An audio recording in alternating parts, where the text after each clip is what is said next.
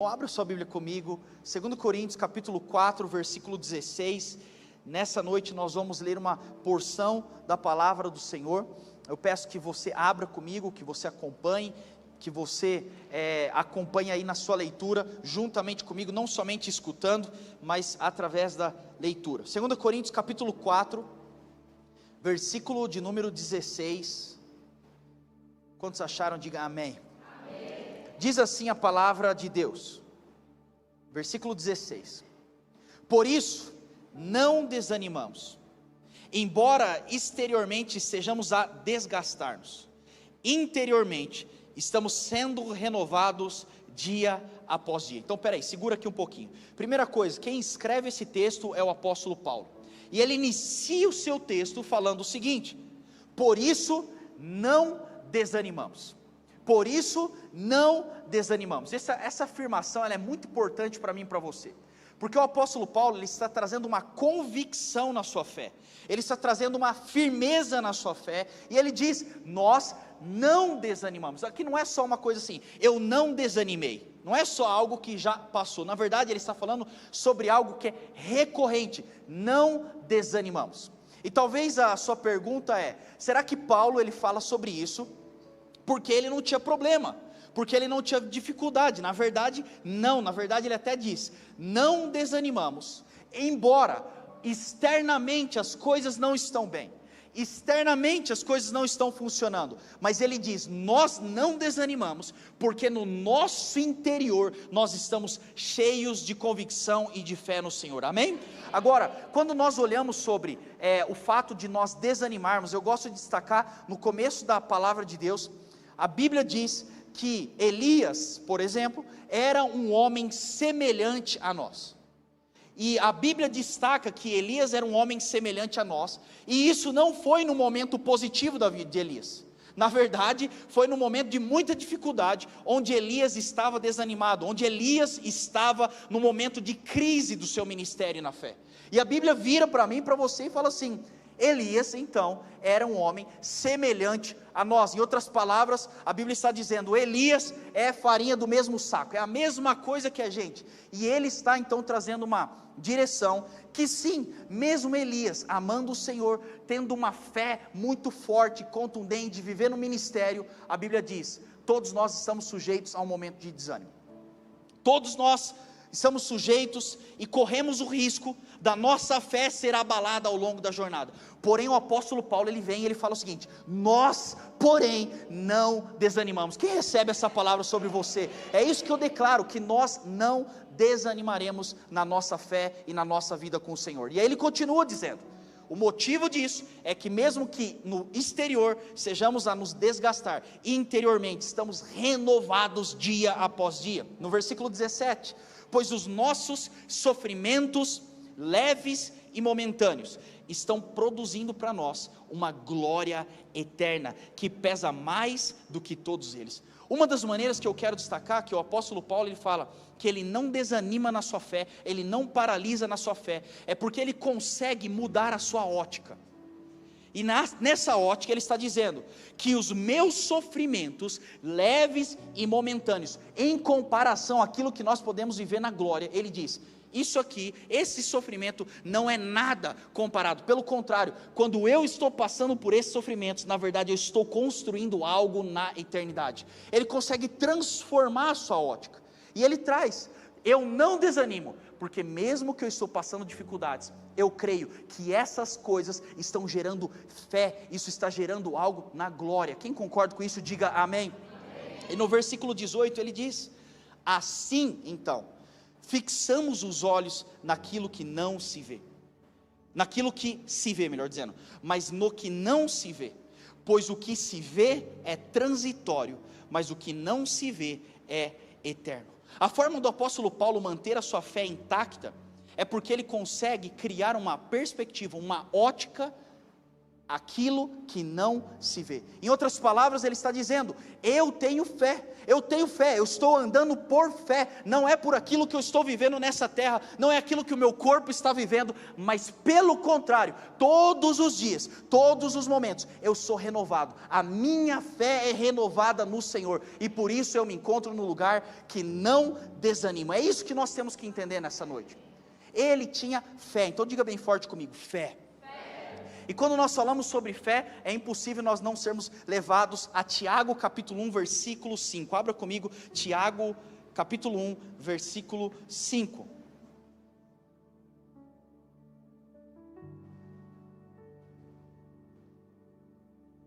Tiago capítulo 1, versículo de número 5.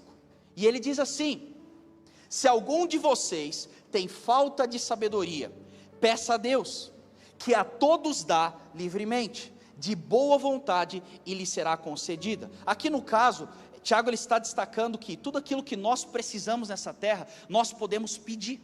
Quando você pede, o Senhor atende. Ele está dizendo: se você tem falta de algo, peça ao Senhor, Ele dá livremente. Esse é o nosso Deus. Só que Ele coloca uma condição bem importante aqui. Ele fala: quando você pedir, no versículo 6, peça porém com fé, sem duvidar, pois aquele que duvida é semelhante à onda do mar, levada e agitada pelo vento.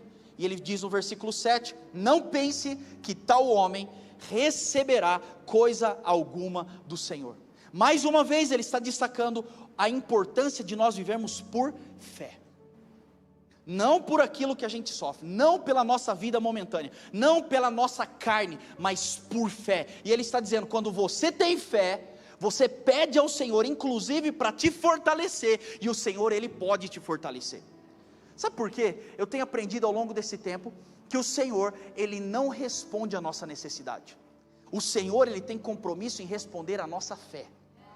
Não é porque eu estou passando dificuldade que o Senhor tem o compromisso, a obrigação, a obrigatoriedade de responder à minha necessidade. Agora, a Bíblia diz que o Senhor tem compromisso em responder à nossa fé. Por isso que eu e você temos que ter fé. Quando eu me encontro com o Senhor em fé, a Bíblia está dizendo, o Senhor ele responde. O contrário disso, o contrário de uma pessoa que não tem fé, ele está dizendo, é como um homem que está à deriva, que o vento bate, as ondas batem, e ele é levado de um lado para o outro. Você já viu esse tipo de pessoa? A pessoa que conduz a sua vida, baseado nas circunstâncias dessa terra, a Bíblia está dizendo, é como uma onda do mar, o vento bate, o vento leva, ele não tem uma rota. Por quê? Porque a fé é que nos conduz em direção àquilo que o Senhor tem para as nossas vidas. E aí vamos agora para Hebreus capítulo 11, Hebreus capítulo 11, versículo de número 1. Mais um texto que afirma, na verdade Hebreus 11, se você ler todo Hebreus 11, você vai perceber que ali é a galeria da fé, os heróis da fé, e ele vai contando, narrando diversas histórias, que viveram o que viveram por fé. Eu não vou ler para não delongar, mas você pode estudar isso depois. Eu quero destacar o versículo 1, Hebreus 11, 1, diz assim, ora, a fé é a certeza daquilo que esperamos, e é a prova das coisas que nós não vemos. É a certeza daquilo que nós esperamos no Senhor. Isso aqui é fé. E no versículo 6 ele diz, acompanhe comigo, sem fé, vamos lá, se você sabe de cor, repita isso comigo, diga bem forte, sem fé é impossível agradar a Deus. Sem fé você não agrada a Deus.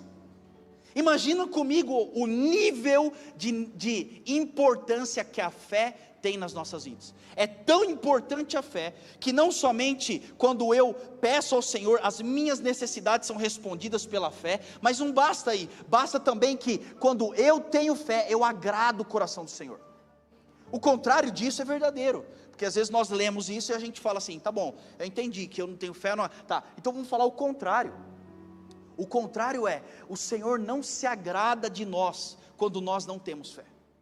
Por isso eu e você temos que gerar isso no nosso coração. E vamos ser sinceros, cada vez mais o mundo tem pregado de forma bem direta a importância de talvez você, na verdade a não importância que você pode dar pela fé. Você pode viver a sua vida do jeito que você quiser, você pode crescer no seu intelecto, você pode crescer na sua carreira, e você não necessita de fé. Na verdade, a palavra está dizendo, sem fé é impossível agradar a Deus. Então o que eu quero destacar nesse começo, nessa introdução, é a importância da fé nas nossas vidas, a importância da fé no Evangelho. Agora, eu tenho também percebido uma coisa, que ao longo da trajetória, muitas pessoas que começaram com Jesus, não conseguiram manter a sua fé intacta. Por quê?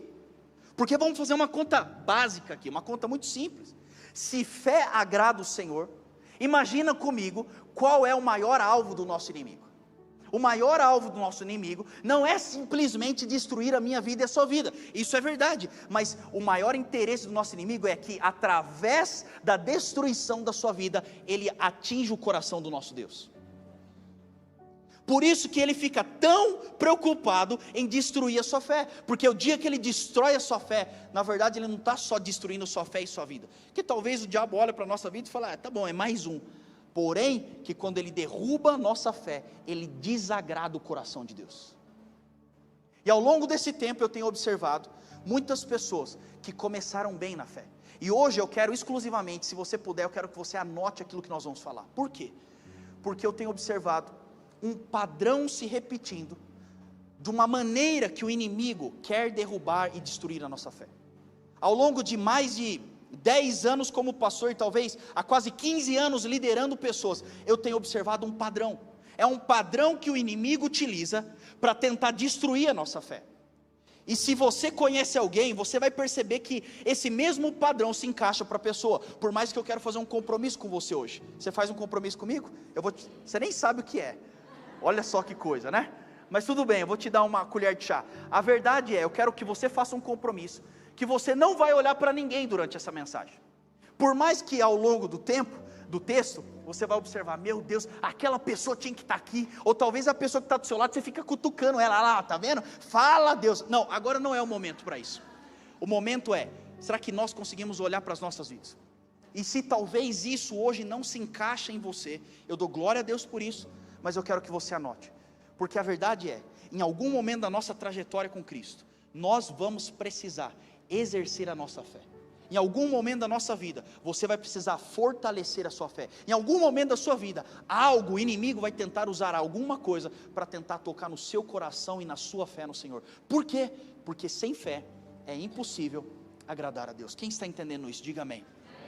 Então eu quero falar com vocês hoje sobre o ataque do inimigo sobre a fé. E se eu puder intitular isso, anote isso, se você que está anotando, eu quero falar hoje sobre os inimigos da fé. Quais são os inimigos da nossa fé? Quais são as coisas que tentam sem parar em matar a sua fé? E olha que curioso, se por algum momento você distanciou do Senhor, você vai conseguir ver um padrão. E esse é o padrão que nós vamos trazer uma receita de como o diabo ele trabalha para tentar matar a sua fé, mas na verdade, nós estamos usando isso para ter uma receita de como não cair nas armadilhas do nosso inimigo. Quem concorda com isso, diga amém, aplauda ao Senhor Jesus bem forte.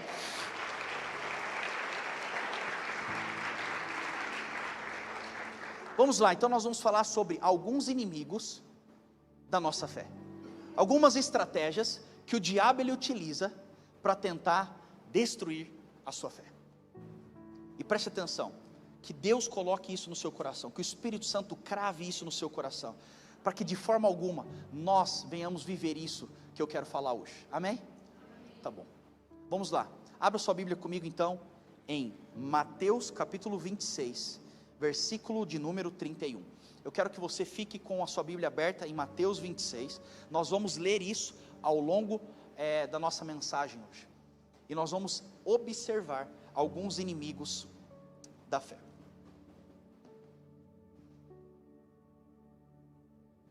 Quem achou, diga amém. Amém. Tá, antes de nós lermos, presta atenção nisso aqui.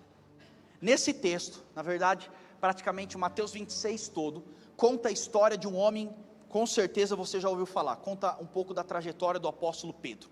Aquele que um dia o Senhor amou, o Senhor convidou e chamou ele para começar o ministério. Sai da onde você está e venha comigo, porque eu te farei pescador de homens. Esse foi um chamado de Jesus. E Pedro não era qualquer pessoa, nós não podemos também subestimar quem era Pedro. Pedro, na verdade, era um dos 3 mais próximos de Jesus.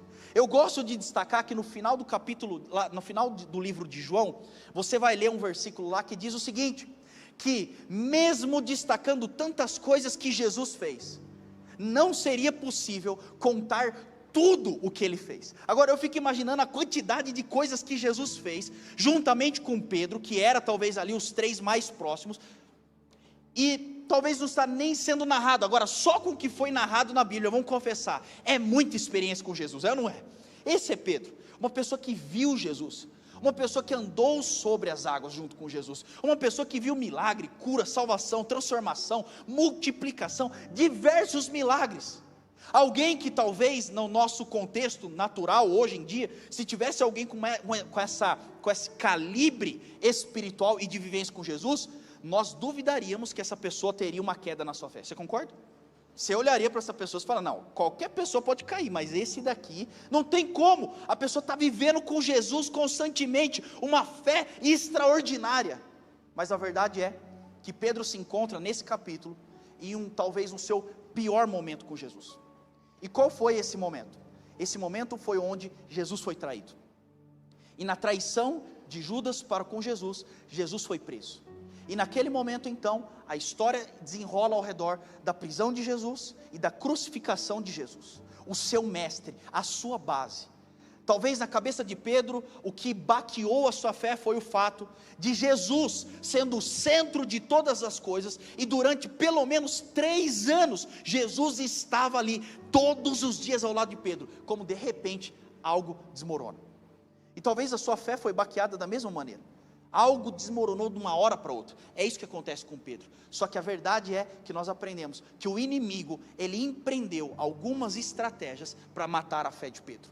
E a verdade é que por uma hora, por um momento, o diabo conseguiu. Ele conseguiu fazer com que o Pedro negasse a sua fé e retrocedesse a sua estaca zero. Vamos entender quais foram as armadilhas ou quais são os inimigos da nossa fé. 26, versículo de número 31, diz assim a palavra de Deus. Então Jesus lhes disse, ainda esta noite, todos vocês me abandonarão, pois está escrito, ferirei o pastor, e as ovelhas do rebanho serão dispersas. Mas depois de ressuscitar, irei adiante de vocês para Galiléia. Pedro então respondeu, então começa aqui a história. Pedro respondeu, ainda que todos te abandonem, eu nunca te abandonarei. Respondeu-lhe Jesus, asseguro-lhe que ainda esta noite, antes que o galo cante 3 vezes, você me negará. Diga comigo bem forte, misericórdia. Então olha só o que acontece na história. Jesus chega para os seus discípulos e ele fala, deixa eu explicar uma coisa aqui, talvez não tão agradável. Todos vocês que estão aqui vão me negar. Infelizmente vocês vão me negar. E como se não bastasse isso, Jesus ainda cita a Bíblia, pois está escrito, quando eu vou ferir o pastor, quando eu firo o pastor, as ovelhas dispersarão. Então aqui não era simplesmente a palavra de Jesus, mas era também a palavra escrita, juntando em uma revelação, vocês vão me negar. E aí vamos ser sinceros, qual que é a resposta de Pedro? Jamais! Eu te negar? Vamos traduzir um pouco para a nossa linguagem, tá? Aqui está muito sério, vamos pensar na época. Aí Pedro vira e fala, jamais, eu não vou te negar, não tem possibilidade. E aí ele diz, ainda que todos te abandonem, eu não vou. Não tem possibilidade. A pergunta, talvez você fale assim, que cara estranho, mas vamos puxar um pouquinho do contexto, vamos na raiz desse contexto. Primeira coisa, por que Pedro responde assim? Pedro responde assim, eu quero destacar, porque em primeiro lugar, existia algo que Pedro era. E o que o Pedro era? Pedro, você vê ao longo da sua trajetória, Pedro era uma pessoa impulsiva. Pedro era uma pessoa que falava talvez sem pensar. Pedro, em outras palavras, talvez traduzindo para a nossa realidade, Pedro era um sanguíneo. Quem aqui é sanguíneo? Fala, tal, não sei o que. Pode reparar, eles não tem nem vergonha de levantar a mão. Ele levanta assim, já grita, é assim, sanguíneo. Pedro era assim. Pedro, ele era dessa forma. Agora, os temperamentos, eu não sei o quanto você sabe sobre os temperamentos, mas todo temperamento carrega a sua qualidade e também carrega o seu defeito.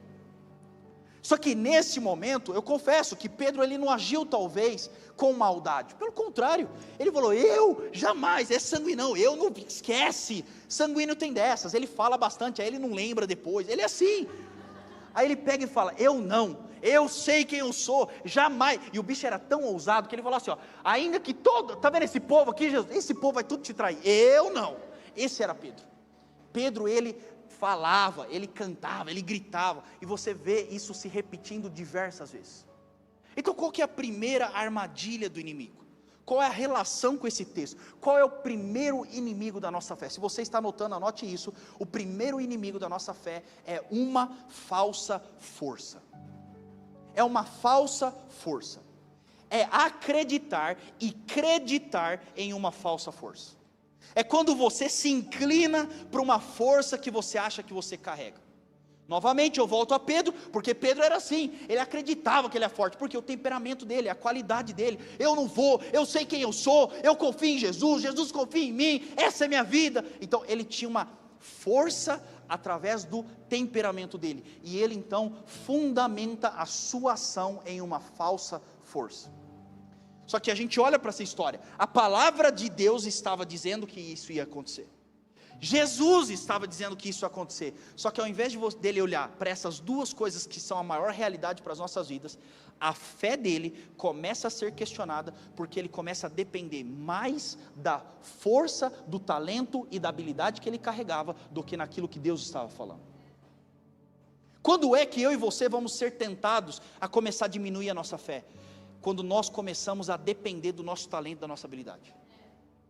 Quando nós começamos a confiar mais naquilo que nós carregamos do que em Jesus que depositou em nós. Nossa fé está correndo um sério risco quando você consegue ficar jogando no seu, aquilo que eu chamo de raio de graça. O que é o raio de graça? Raio de graça é aquilo que Deus depositou na sua vida e que você manda bem. Talvez o seu raio de graça é ganhar dinheiro, tem gente que ganha dinheiro sem querer. Talvez, amém, recebe aí, eu sei. Tem gente que é assim. Tem gente que o raio de graça é a comunicação, tem gente que o raio de graça são os relacionamentos. Eu não sei qual é o seu raio de graça, eu não sei qual é o seu talento, mas a verdade é que eu tenho observado que geralmente a fé começa a diminuir no seu raio de graça. Por quê? Porque naquilo que você é bom, geralmente você tem a tendência a não ficar dependendo muito da fé e do Senhor Jesus. Você é bom, você é inteligente, você é tão inteligente que você não usa fé. Agora, vamos mudar a moeda, vamos virar a moeda. Onde que geralmente nós temos fé? Naquilo que nós não somos bons, ou naquilo que nós não podemos fazer nada.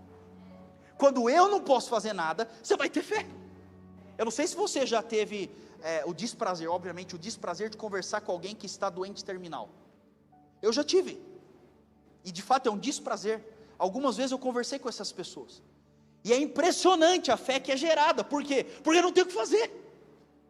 Quando você está num ambiente onde você não tem respostas, onde você não sabe, onde não tem como, não tem capacidade, onde não tem recurso, geralmente a sua fé vai ser fortalecida. Agora, o contrário também é verdadeiro. E nós temos que tomar cuidado, porque Deus depositou algo extraordinário em nós. Deus confiou em nós talentos, foi o que o Stefano falou aqui na oferta. A forma de nós honrarmos ao Senhor é com o nosso tempo, o nosso talento, o nosso tesouro. Agora, nós então aprendemos que a nossa fé vai ser testada quando nós estamos no nosso ambiente de graça. É uma falsa força. Eu falei no culto da manhã, e que eu fiquei sabendo que o culto da noite é mais animado que o da manhã, é verdade? Mas eu falei no culto da manhã, que eu tenho um costume, e um costume é verdadeiro, genuíno. A Natália está aqui, ela sabe, ela pode aprovar. Todas as vezes, antes de eu subir para pregar, eu faço uma oração no meu coração, e eu oro sempre assim: Senhor, se o Senhor não for comigo, eu não posso fazer nada. Eu posso tentar comunicar, eu posso tentar trazer, simplificar a mensagem, eu posso tentar persuadir, eu posso tentar usar as técnicas, eu posso fazer o que eu quiser, Senhor. Se o Senhor não subir comigo, eu estou perdido. E uma coisa que eu carrego comigo é: Senhor, que eu suba, todas as vezes que eu subo, pode ser para, 100 adolescentes que eu fui pregar 15 dias atrás, lá num retiro, pode ser para milhares de pessoas, a mesma oração acontece. A oração é: Senhor, que eu suba para pregar, como se fosse a minha primeira vez, para eu manter no meu coração aquele lugar de dependência, onde não é a minha habilidade, não é o meu dom, não é o meu talento, mas é a minha dependência do Senhor. Mas eu também oro, eu falo: Senhor, que também eu suba, como se fosse a minha última oportunidade de pregar o Evangelho, porque quando é a última vez, eu vou entregar tudo o que eu tenho, tudo aquilo que eu poderia entregar, eu não quero deixar nada para depois. O que eu quero dizer para você: nós precisamos depender do Senhor, não se inclinar na nossa própria força. Qual é a sua força? Será que a sua força são os achismos? Você acha tanto, que você acha até contrário ao que Jesus pensa? Será que a sua cabeça, você é tão inteligente, tão intelectual, que a sua cabeça não permite a fé ou o sobrenatural entrar? Eu não sei o que talvez é a sua zona de conforto, de talento, mas a verdade é, Paulo, ele começa a ter uma queda, porque ele dependia da sua falsa força. Eu não vou, eu sou assim, eu sou expressivo, eu sou confiante. E de fato, o sanguíneo ele é assim, o sanguíneo não tem vergonha. Mas ele estava dependendo mais da força humana do que da palavra de Deus. Então que Deus ele te leve e me leve a um lugar de total dependência do Senhor Jesus. Quem concorda, diga amém. Pode aplaudir Jesus.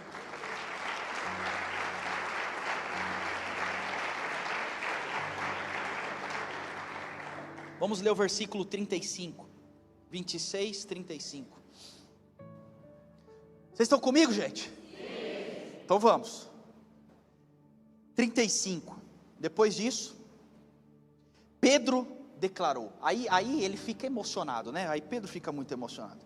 Ele diz assim: mesmo que seja preciso que eu morra contigo, nunca te negarei. E todos os outros discípulos disseram os mesmos. Tudo Maria vai com as outras, né? Aí Pedro vira e fala: se for necessário, eu morro contigo. Você conhece a história, você sabe o que acontece depois. E você sabe que Pedro estava mentindo. Mas ele fala, o bicho era falante. Então eu morro, se for necessário eu me jogo na sua frente, eu não vou aceitar. Ele começa a falar um monte de coisa. Então eu quero dizer para você que o segundo inimigo da nossa fé são promessas infundadas. É o momento onde nós começamos a prometer coisas ao Senhor e nós não cumprimos as nossas promessas. Ou em outras palavras, é o momento onde aquelas promessas que nós fizemos para o Senhor, lá no começo do Evangelho, lá quando você recebeu aquela carga, aquele peso, dizendo: Senhor, obrigado pela sua salvação. Lembra desse momento? Aquele momento de primeiro amor, geralmente nós declaramos palavras, nós lançamos palavras ao Senhor. A verdade é, a nossa fé corre risco, quando nós deixamos de cumprir as promessas que nós fizemos. E olha só que interessante, porque geralmente o ser humano tem dificuldade em cumprir as suas promessas. Vamos só dar um exemplo aqui, bem prático. Quem é casado aqui? Deixa eu ver quem é casado. Levanta sua mão, levanta com alegria, firme, gente. A pessoa levanta a mão assim, né? Os jovens não vão querer casar. Levanta a mão quem é casado, deixa eu ver você. Glória a Deus. Quem está querendo casar? Deixa eu ver você. Quem está precisando casar? Levanta a mão bem rapidão, olha para o lado e pronto, acabou. Eu dei a chance e os meninos não ficam olhando, tudo dormindo, mas tudo bem. No casamento acontece uma coisa muito importante. O que acontece num casamento? Ou melhor, deveria acontecer.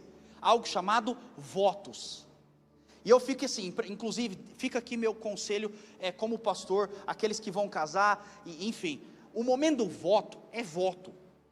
Eu fico assim, indignado, porque tem algumas pessoas que estão entrando no momento de voto, como se fosse num dorama, você já viu? É uma novela, porque o meu cachorro um dia veio, e nós nos encontramos, ele resgatou, cara, isso não é voto, isso é historinha para boi dormir. Voto é voto.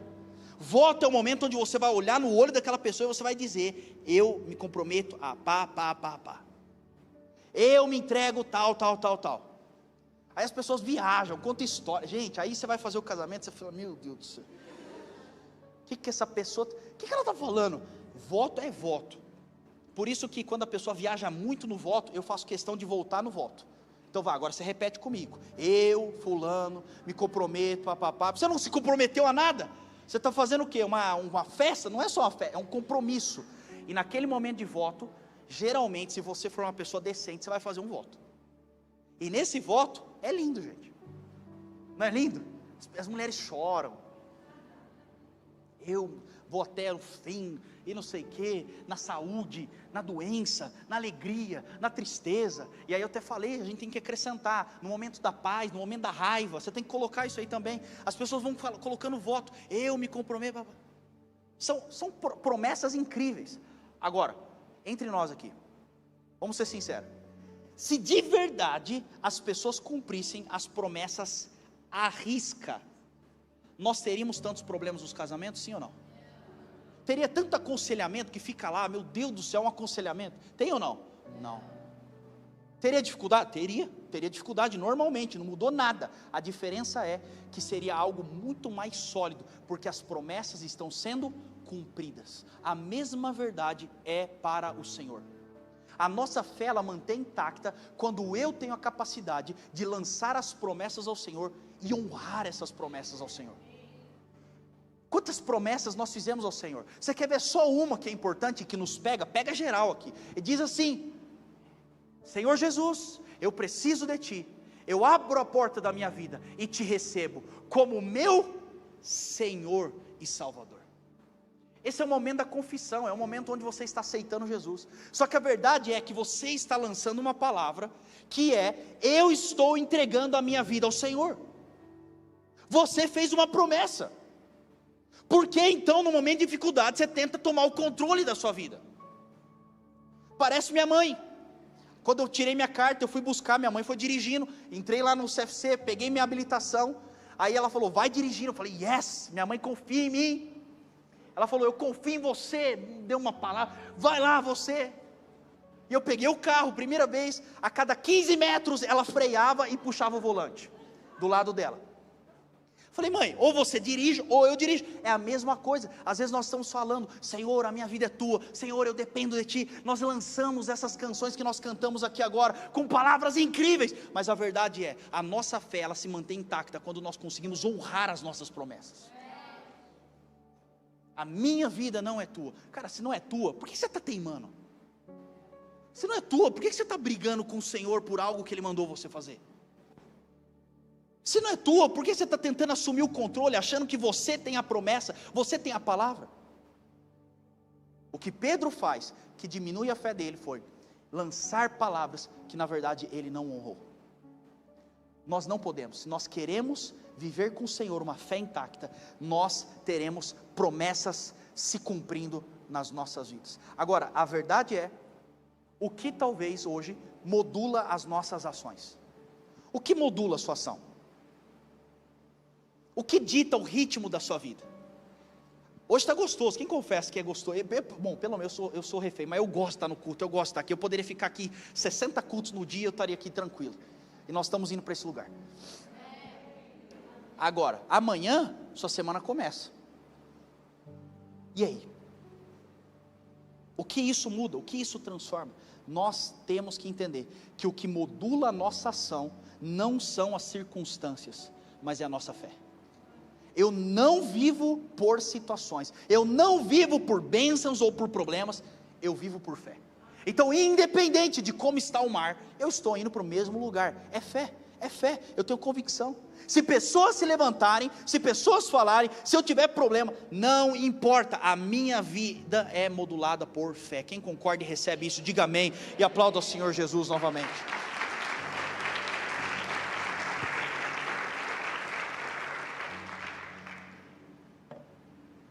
Versículo 38.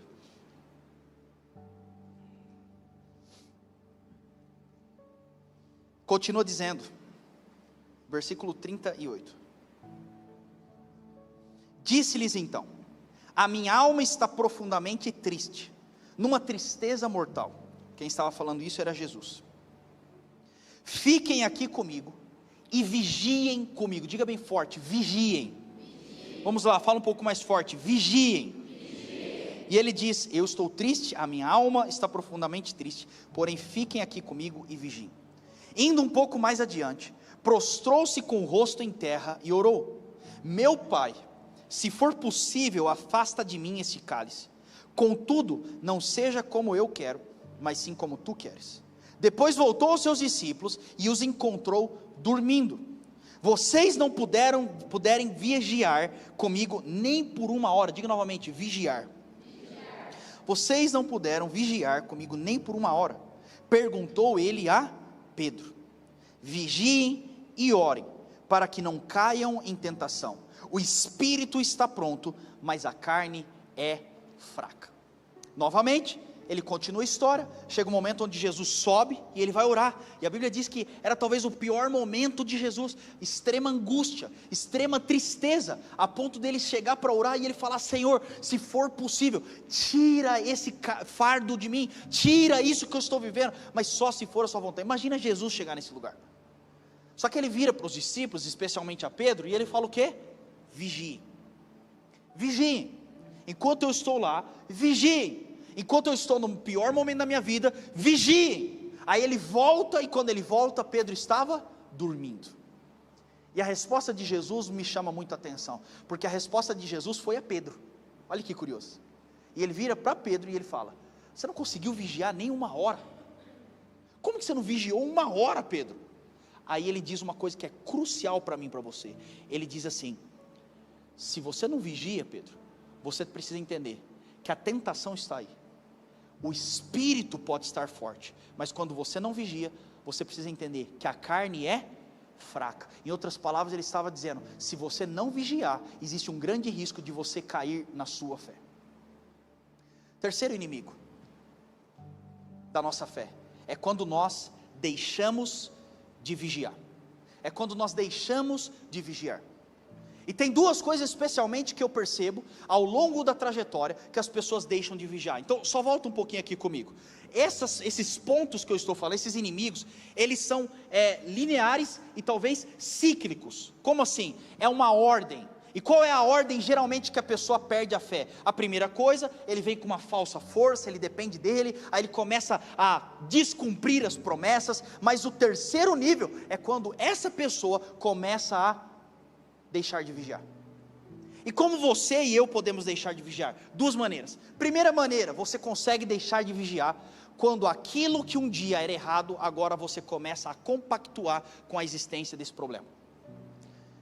Quantos aqui são convertidos há mais de 15 anos? Deixa eu ver você, mais de 15 anos você, levanta a mão bem, glória a Deus, aplauda Jesus por isso, manhã e noite, pessoas já há muito tempo com Jesus.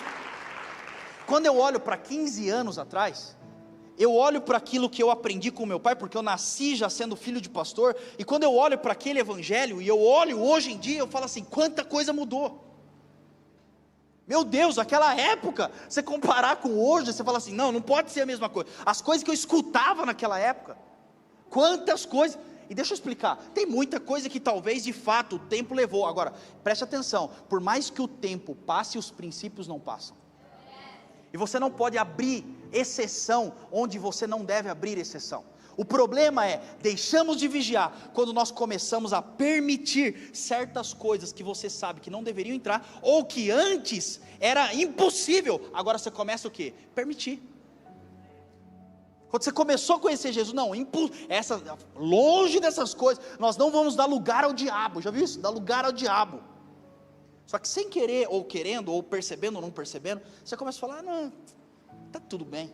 Não é tudo isso. Cara, essa palavra é muito perigosa, essa frase é muito perigosa. Não é tudo isso. Não é desse jeito. Aí você começa a permitir. A Bíblia está falando: vigie. Abra o olho. Preste atenção, porque o espírito pode ser forte, mas a carne é fraca. Então nós deixamos de vigiar quando a gente começa a permitir. Você quer ver uma outra coisa que a gente começa a abrir exceção, e isso é um perigo? Pecado.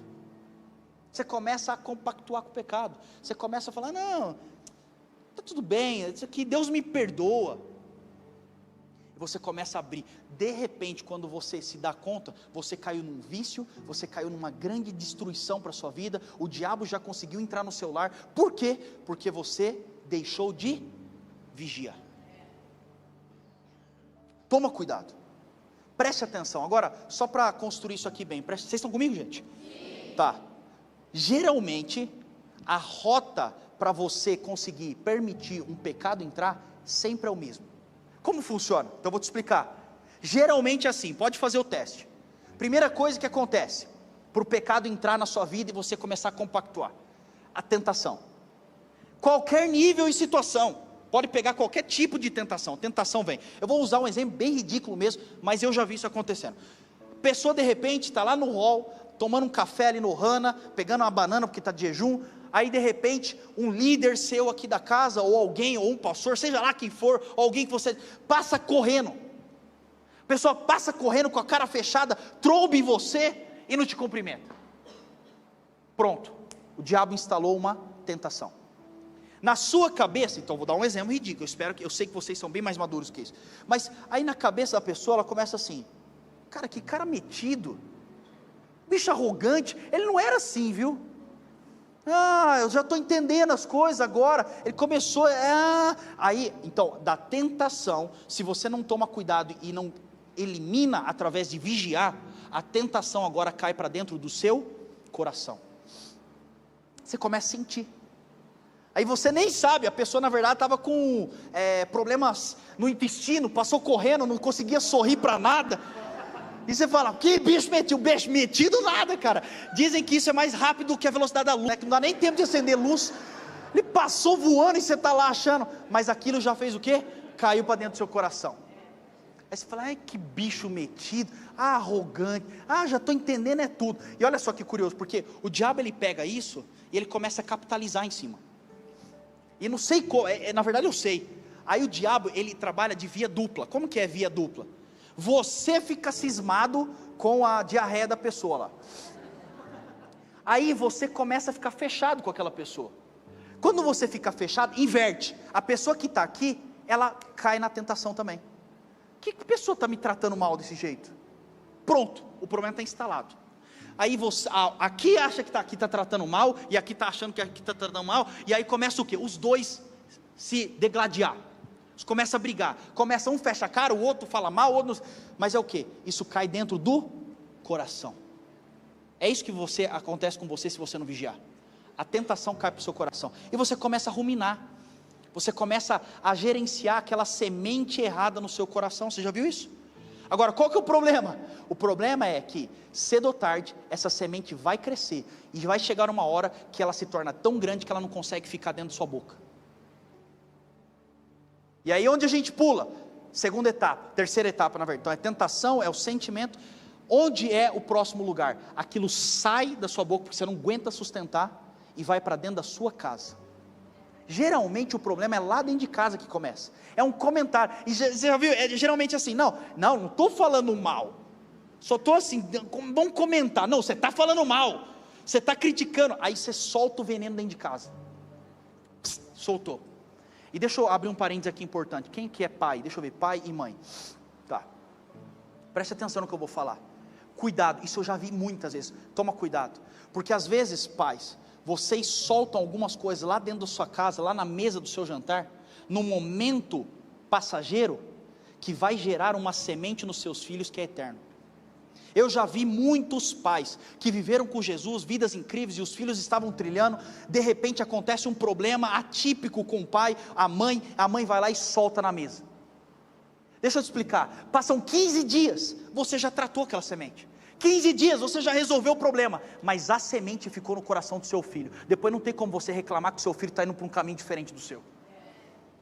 Você soltou, porque geralmente aquilo sai e vai para dentro de casa, e depois que vai para dentro de casa, você vai para o próximo lugar, que são pessoas que você possui a influência. Aí você começa a comentar com os mais próximos: está vendo aquela pessoa, onde já se viu, babá.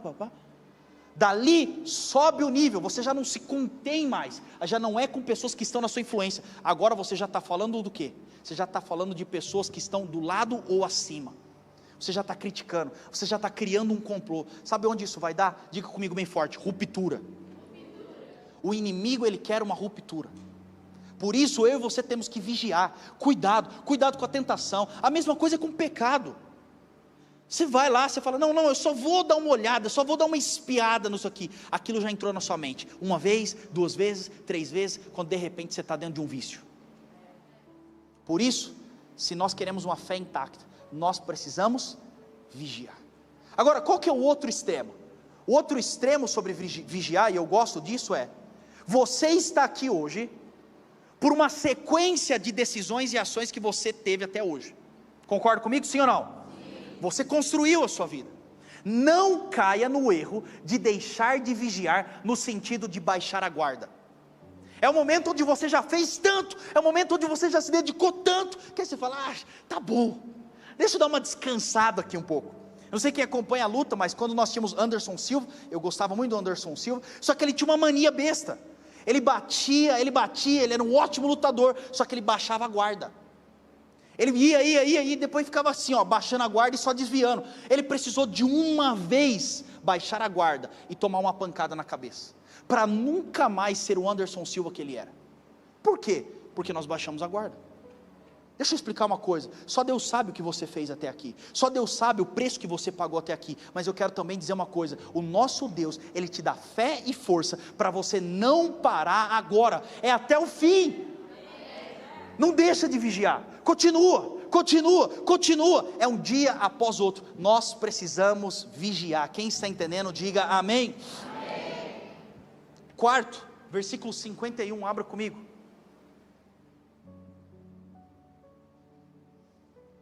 Vocês estão bem aí? Sim. É o jejum, né? O jejum dá uma... Eu sei. 51, diz assim: um dos que estavam com Jesus, estendendo a mão, puxou a espada, adivinha quem era, né? E feriu o servo do sumo sacerdote, decepando-lhe a orelha. Disse-lhe Jesus: guarde a espada, pois todos que empunham a espada, pela espada morrerão. Você acha que eu não posso pedir ao meu Pai, e Ele não colocaria imediatamente à minha disposição mais de 12 legiões de anjos? Como que então se cumprirão as escrituras que dizem que as coisas deveriam acontecer dessa forma? Então olha só a história. Pedro, novamente, com o seu ímpeto, com a sua força, ele pega, o traidor chega diante de Jesus, dá um beijo em Jesus, sinalizando que ele era o mestre. Os soldados vêm para prender Jesus. Pedro era muito louco, então Pedro vai, pega a espada e arranca a orelha do cara. Imagina isso, pau, a orelha do cara, meu Deus. Aí Jesus pega e cura aquela orelha, e Jesus, ele responde uma coisa muito importante. Na verdade ele diz uma coisa, ele diz assim: quem pediu para você fazer isso? E ele traz uma mensagem: eu não pedi para você trazer, pelo contrário, eu não somente não pedi para você fazer isso, como, se eu quisesse, eu mandaria os anjos para fazer isso. E, digo mais, como a escritura vai se cumprir, se você está tentando interferir na história? Em outras palavras eu sei do que está acontecendo, eu sei qual é a rota, eu sei qual é o caminho. Por que você está tentando interferir? Por que você está tentando mudar a luta? A Bíblia já dizia essa história. Então o que Jesus estava falando é: Pedro, você está tentando mudar a história. Pedro, você está tentando fazer uma coisa que eu não te pedi. Pedro, você está tentando entrar numa luta que eu não mandei você entrar. Então eu quero dizer para você que o quarto inimigo inimigo da fé, é quando nós começamos a lutar por conta própria. É quando você começa a construir uma luta por conta própria. Agora, volta de novo, eu disse para você que é um caminho, e todas as pessoas que eu vi caindo na fé, sempre seguem o mesmo padrão. Eles lutaram acreditando na sua força, eles começaram a não cumprir as promessas, eles começaram então a deixar de vigiar, eles começam então a lutar por conta própria. Eles começam a desviar do caminho do Senhor, da rota do Senhor, e ele começa a fazer carreira solo. Ele começa então a dizer: não, eu vou fazer a minha luta, eu vou fazer a minha guerra. E a verdade é que Jesus vira para mim e para você, assim como ele falou para Pedro: eu não mandei você fazer isso. Por que você está fazendo isso? Por que você está desviando dessa forma? Jesus, ele disse, não era para você ter feito isso. Agora, presta atenção, eu fico imaginando na cabeça de Pedro. Pensa comigo, se eu tenho um discípulo e de repente algumas pessoas vêm para tentar fazer um mal para mim, e aí um discípulo meu pega a espada e arranca a orelha. Eu ia falar, caraca, incrível. E eu acho que Pedro, ele deveria ter pensado isso. Eu vou fazer o bem para o meu mestre, eu protejo o meu mestre, eu amo o meu mestre. Agora, pega isso aqui, tá? Isso aqui é muito importante para mim e para você. Quando Jesus chama a atenção de Pedro, fala, quem mandou você fazer isso, Pedro? Pelo contrário, Pedro, era necessário que acontecesse dessa forma. E Pedro escolheu começar uma luta por conta própria, sem Jesus ter mandado. Ele começou uma carreira solo. Agora, grava isso que eu estou te explicando. Geralmente, quando você inicia uma luta que Jesus não te chamou para lutar, sempre vem respaldado numa boa justificativa. Jesus, mas eu fiz isso, você não me mandou, mas eu fiz isso para te proteger. Tá bom, mas eu não te pedi. Geralmente, eu contei que tem um amigo meu, que há muito tempo eu andei com ele, acompanhei de perto, desde a conversão dele até a construção de família, ele foi construindo tudo, e eu vi esse ciclo acontecendo na vida dele, e por diversas vezes eu avisei, eu falei, não faça isso, por favor, não se posiciona, muitas vezes eu tentei ajudar. Ele começou a acreditar no dom e no talento dele, porque de fato ele era extremamente talentoso. Ele começou a descumprir as promessas, e ele especialmente tinha um chamado para ser um pastor. Ele era para ser um pastor. Eu sei, porque Deus já tinha me dado visões, que ele estaria comigo. Eu tive uma visão que ele viajava comigo para pregar o evangelho, era para ser um pregador, e ele começa a descumprir as promessas, aí ele deixa de vigiar. Ele começa a abandonar os princípios, ele começa a compactuar com situações que antes não eram normais. Ele chegou no momento, e esse momento foi muito triste, porque ele chegou em mim e ele falou, Seide, eu estou saindo, ele tinha um trabalho que ele trabalhava de manhã e à tarde ele ia para a igreja, ele não era full time, e ele virou para mim, muito triste esse dia, ele falou assim, Seide, eu decidi empreender. Eu falei, como assim? Não, eu decidi, eu vou abrir uma empresa. Eu falei, por que você está fazendo isso? Ele falou, não, eu tenho convicção em Deus. Eu falei, não, eu tenho convicção em Deus, e você também tinha me falado que você tinha convicção em Deus, que você ia ser um pastor, por que você está se metendo em empresário? Não que é errado, tá? Empresários, glória a Deus pela sua vida, mas desde que Deus tenha mandado você lutar essa guerra. Aí ele falou, não, agora eu tive um update do meu chamado. Eu falei, como assim? Ele falou, não, eu vou empreender, e escreve, ele falou assim ainda para mim, escreve o que eu vou te dizer. Eu falei, e eu escrevi, e ele mentiu. Aí ele falou assim, eu vou empreender, porque quando eu empreender, eu tiver mais recurso, eu vou conseguir investir mais no reino. Segunda coisa, eu vou empreender, e por eu ser dono do meu próprio tempo, eu vou dedicar mais tempo ao Senhor Jesus. Você já viu essa história? Eu não preciso falar o que aconteceu com ele. Ele entrou para isso, e de verdade, ele deu muito certo. Cresceu, prosperou, até hoje, prosperou. Ele só não fez o que Deus tinha mandado ele fazer. Ganhou dinheiro, ele só não cumpriu o que Deus mandou ele fazer.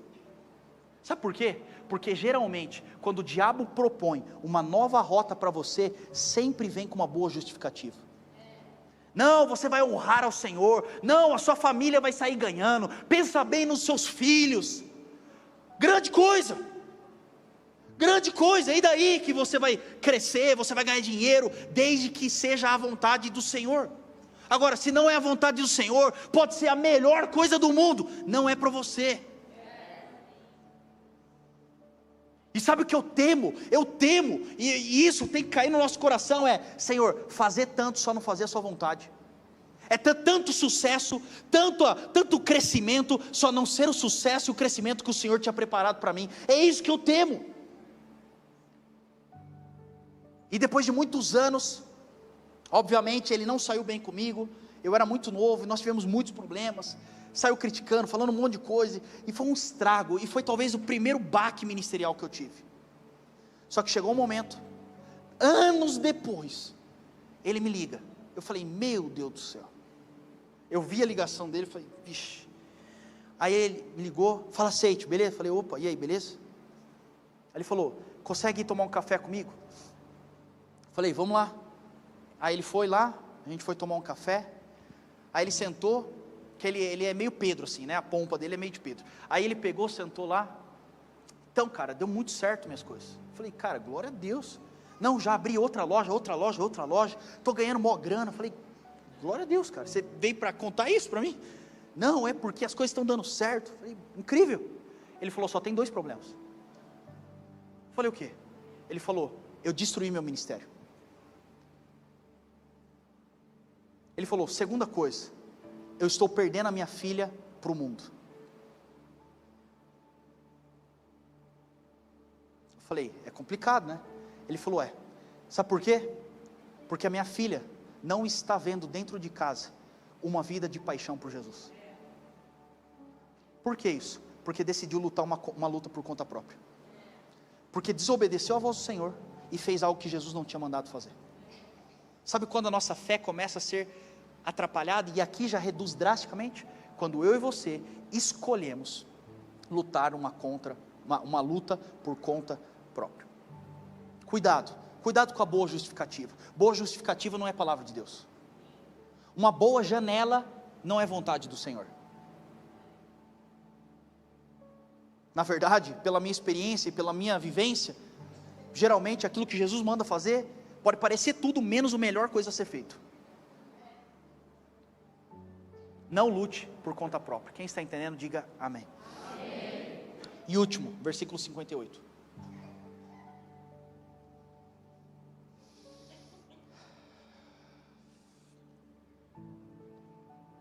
Na verdade, vamos ler aqui no versículo 57.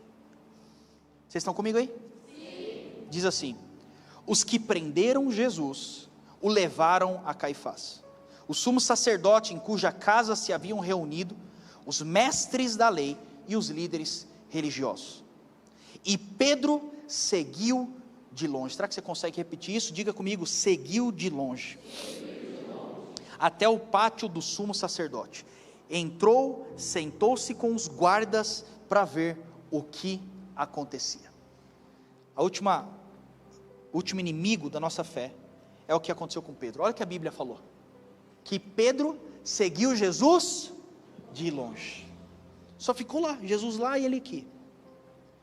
E é tão louco isso, porque piora um pouco, porque a Bíblia diz que Pedro vai seguindo de longe, e quando ele chega lá dentro do pátio, ele se senta com os guardas, aqueles que fizeram mal a Jesus, aqueles que estavam crucificando Jesus. Ele senta com quem? Guardas. Por quê? Porque aqui já tinha abatido a sua fé. Aqui Pedro já estava totalmente distante do Senhor Jesus. Ele já tinha negociado, ele já abriu mão de tudo que ele tinha vivido com Jesus. Ele estava de longe.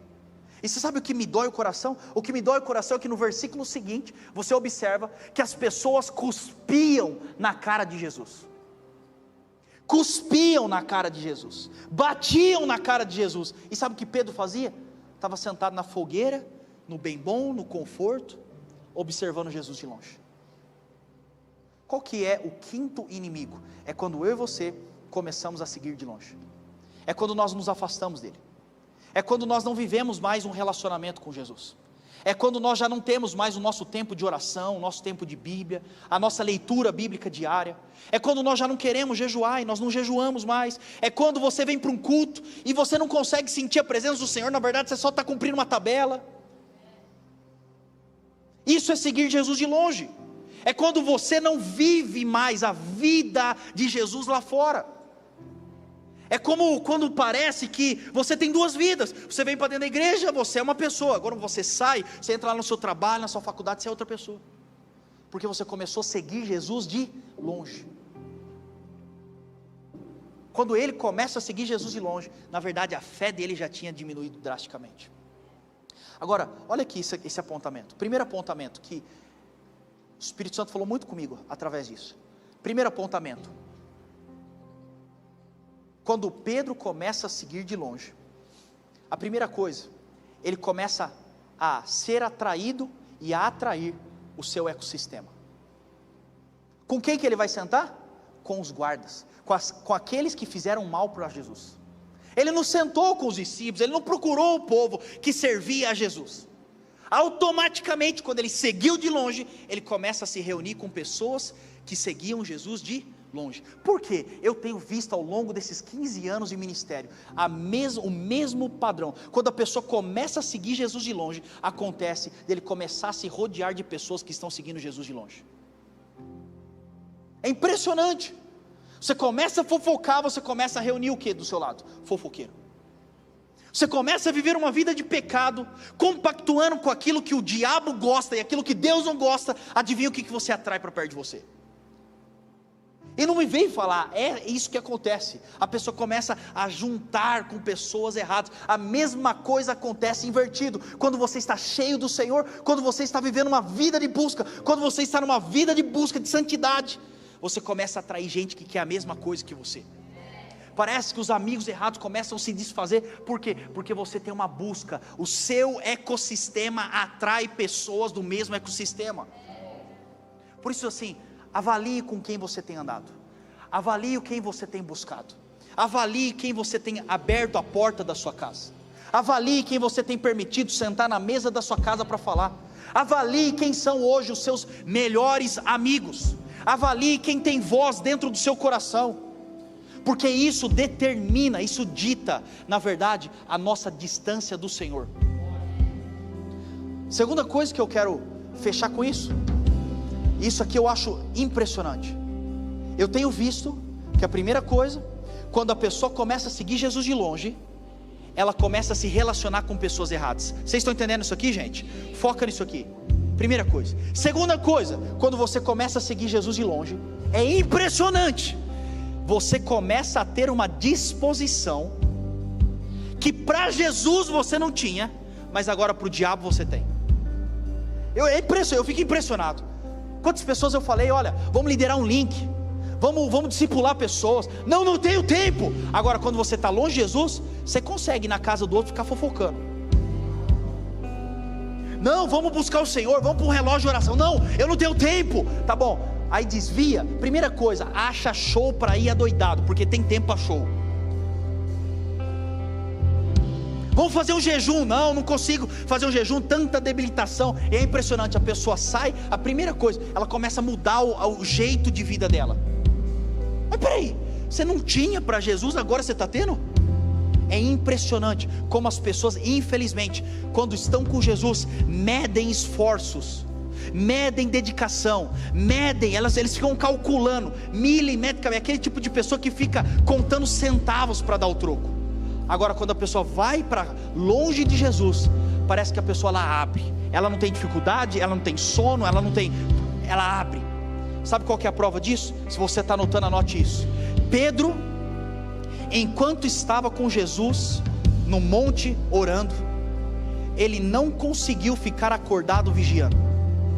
Mas a mesmo Pedro, quando estava seguindo Jesus de longe, a Bíblia diz que ele teve capacidade de sentar na fogueira junto com os guardas e ficar acordado enquanto Jesus estava sendo crucificado. Enquanto Jesus orava, ele não conseguiu vigiar, mas enquanto Jesus estava sendo crucificado, ele ficou acordado, ele ficou olhando o que Jesus estava acontecendo. Que Deus tenha misericórdia de nós, e que jamais venhamos cair nesse lugar de distanciar tanto, de perder tanto a nossa fé, a ponto de Jesus olhar e falar assim: eu não te reconheço mais, eu não consigo, você está tão longe, eu não tenho mais. O que o Senhor quer nessa noite é renovar a nossa fé. O que o Senhor quer é aumentar a nossa fé no Senhor Jesus, porque sem fé é impossível agradar a Deus. Quem está entendendo isso, diga amém.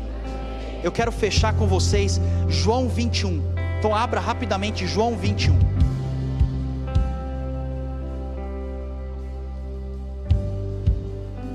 João 21.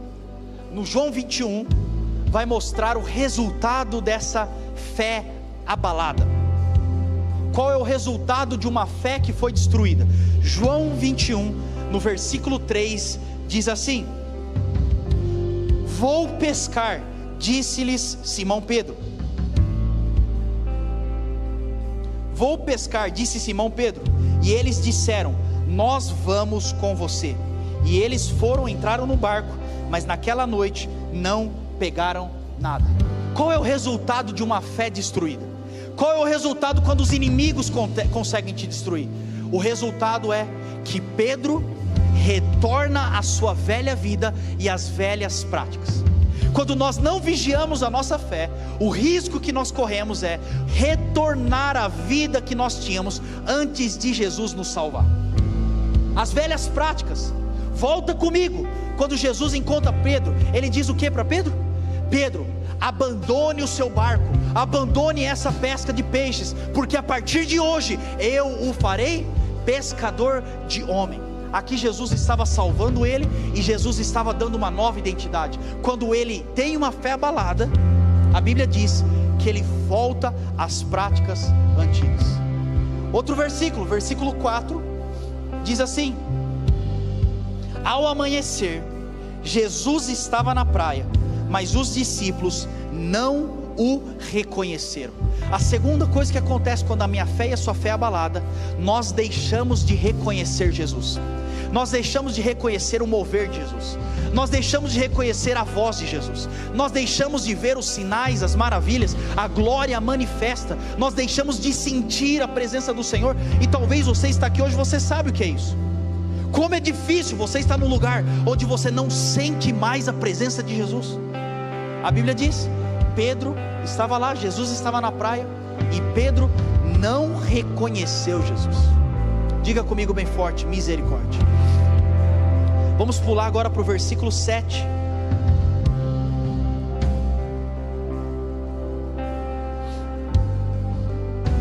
Versículo 7. O discípulo a quem Jesus amava disse a Pedro: é o Senhor.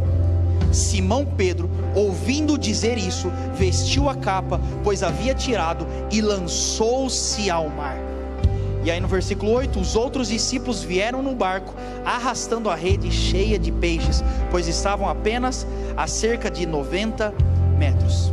Terceira coisa, mesmo que você caiu no lugar de distanciamento, de falta de fé, mesmo que você caiu no lugar onde você retornou, e talvez você está aqui hoje nesse lugar, você voltou à vida que você tinha, mesmo que hoje você não tenha sentido e reconhecido a presença do Senhor, a verdade é que quando Pedro reconhece que Jesus estava ali, a Bíblia diz, imediatamente Pedro se lançou ao mar.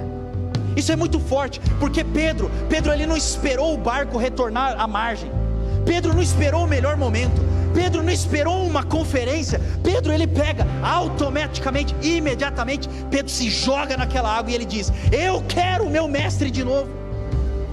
É isso que eu e você temos que entender hoje, é isso que o Senhor está fazendo no seu coração hoje, Ele está te dando a chance, Ele está na praia e Ele está dizendo: vem, é isso que eu te convido, vem, retorne a sua fé, renove a sua identidade no Senhor.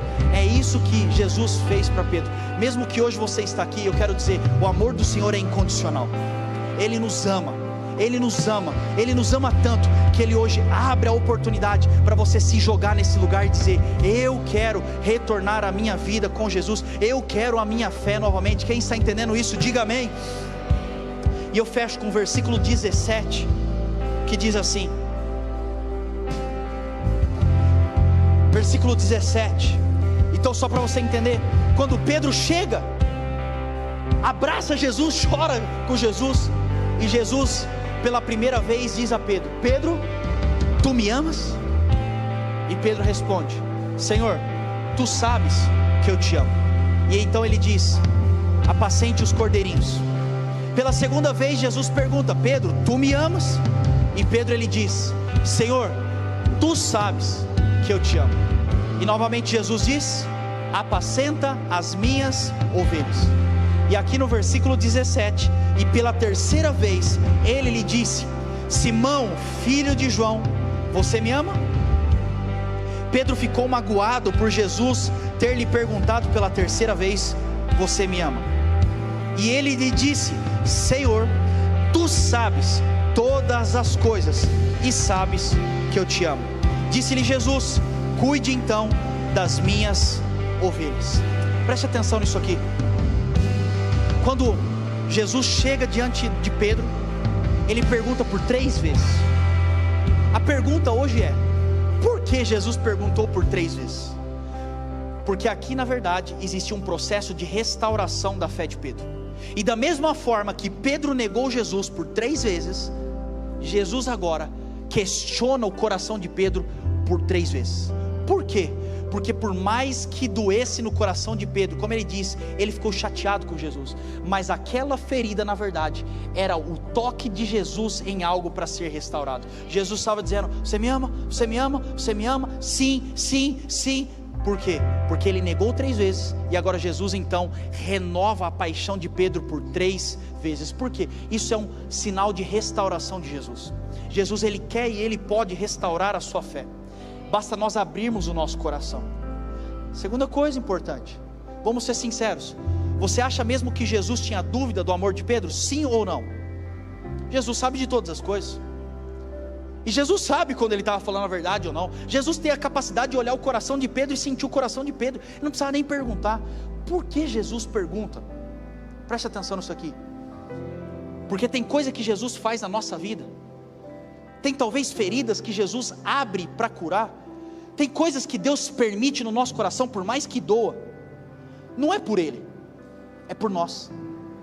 Jesus sabia que Pedro amava, mas a verdade é que Pedro estava com a sua identidade ferida, e Jesus então questiona por 3 vezes, para mostrar: eu sei, e agora você sabe que você me ama mais do que todas as outras coisas. O momento que nós nos abrimos para a renovação da nossa fé, o momento que nós abrimos o nosso coração para Jesus tocar nas nossas feridas e naquilo que foi deixado para trás, algo acontece.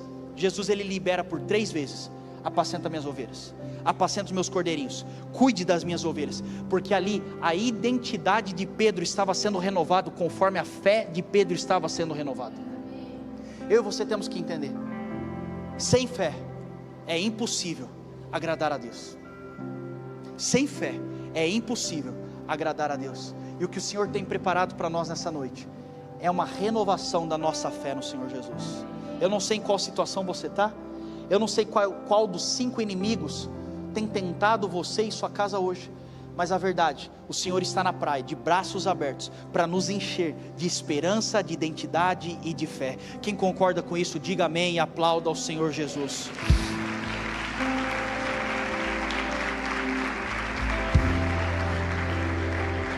Fique de pé no seu lugar.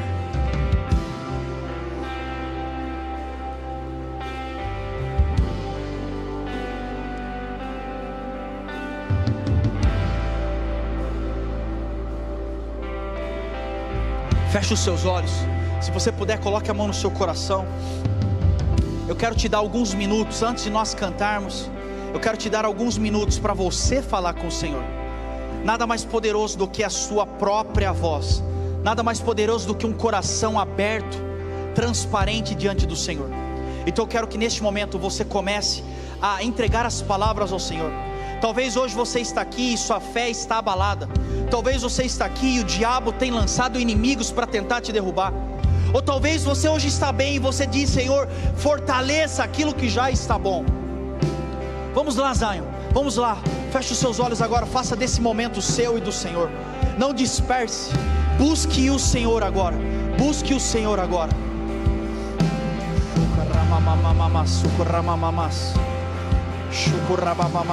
Eu vejo no Espírito cirurgias acontecendo agora. Cirurgias na sua fé. Shukurianda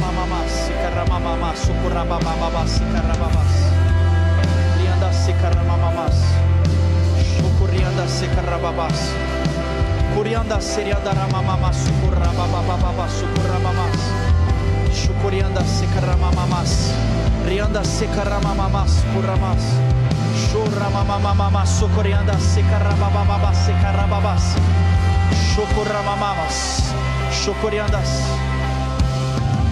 rianda sekaramamas, rianda sekuramamas, uramamamas, shukurianda sekaramamas, rianda sukuramamas, rianda ramas kuramas. Rianda socorrababas, secorrabamas, rianda socorramamas, chorramamas, secarramas, querianda socorrabababas, socorrabababas, chocorrabababas, seriandaras, chocorramamas, secarrabas, chocorramamas. Seja cheio de fé agora.